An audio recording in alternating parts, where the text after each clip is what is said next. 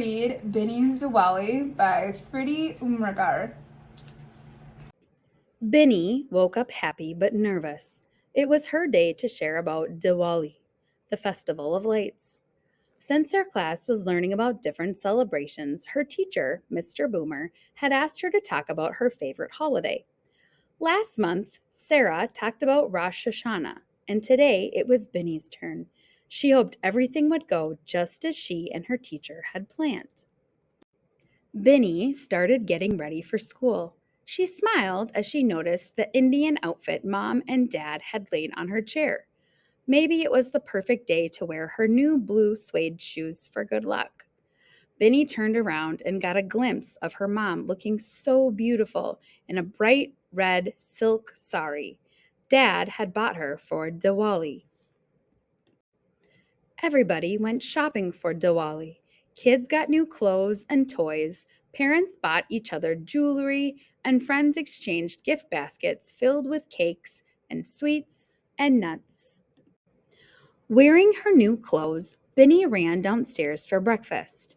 Instead of cereal, Mom and Dad had a treat for her: warm jalebi, orange discs of sweetness that melted in her mouth when she bit into them, and soft, milky padas that crumbled in her mouth and made her lick her lips. Dad quickly packed the rest for her class. May the words you speak today be as sweet as jalebi and as soft as padas, he said. Mom drove Binny to school. Remember to tell them about the oil lamps, she told Binny as she kissed her goodbye. Good luck, Bin. You will do great. After morning circle time, Mr. Boomer called Binny's name. But when she stood before the class, a terrible thing began to happen.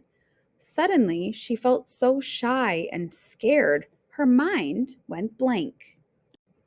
Some children began to giggle, others fidgeted, not knowing what to do.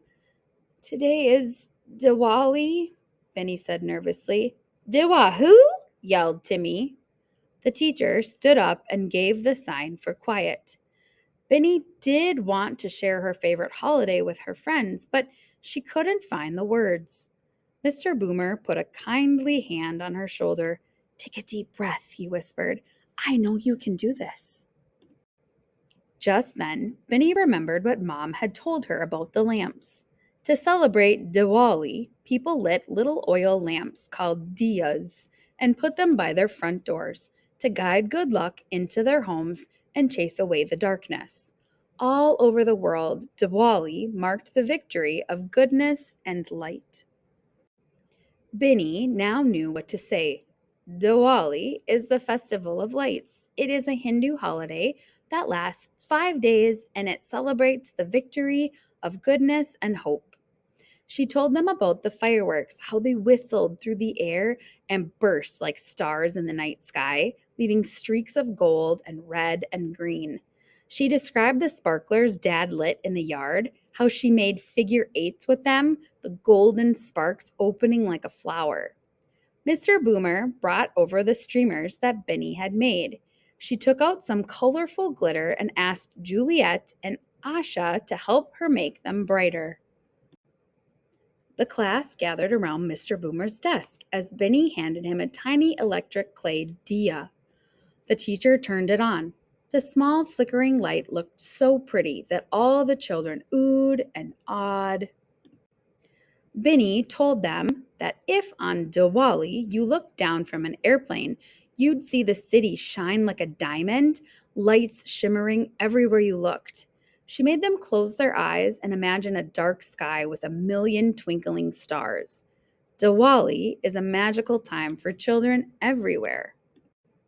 Binny had one more thing to show them, the best thing of all.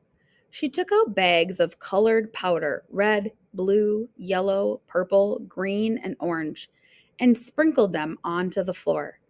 First, she drew a flower with the powdered chalk. Then she used it to write, Happy Diwali to all. The children started clapping. Binny went to her desk and out came the box of padas and jalebi, one for each student in the class, and for Mr. Boomer, too. They ate every last crumb of the sweets and smacked their lips in delight. Romeo raised his hand. "How many festivals are there in the world?" he asked. Binny smiled. "Thousands of them," she said, "and they are all beautiful in their own way." Mr. Boomer leaned over to Binny and said, "Great job." She grinned from ear to ear. Binny walked home that day, celebrating her own victory of goodness and light. The spirit of Diwali was real. The story of the oil lamps had chased away her own fears. Everyone loved Diwali, this wonderful festival of lights.